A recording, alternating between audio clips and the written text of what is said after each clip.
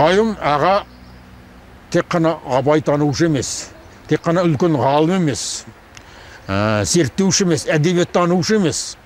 Ол ақын екен. Оның ақындығын баяғы гимнен, алғашы қазақ гимнен түсінгенмін. Одан кейін ол терең зерттеуші екен. Ғалымдығын айтамда. Өте әділ адам екен. Парасатты, қарапайым, адамның жанын терең түсінетін. Сонда ерекше қасиеті бар. Азаматтық тұрғыдан алғанда ерекше қазақтың біреу екеніне көзім сонда жеткен. Кейін оның еңбектерімен терең таныстым. Оның архивте қатты жұмыс істейтін адам екенін түсіндім. Жаңа Абайдың шәкірттері жөнінде бірнеше том кітаптар шығарған, бәрімен де бар, бәрінен таныспынын. Қайым ағаның тұлғасы, азаматтық тұлғасы бізге осы кезге дейін үлгі болу керек. Біз соған құштар болуымыз керек.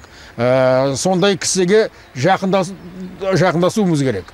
Оны Қайым ағаның балалары, мен білетін балалары, екі дүркін кітап шығарды. Біреуі Қайым аға жөнінде естелік кітабын шығарды.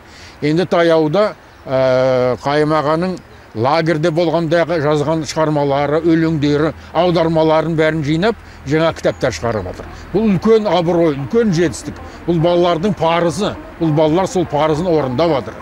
Мінекей сол жақ тұрғыдан келгенде, тағы да астын сыза айтатыным, Қайым аға сияқты үлкен азаматтардың керектігі қазіргі біздің қоғамда ерекше сезініп тұр.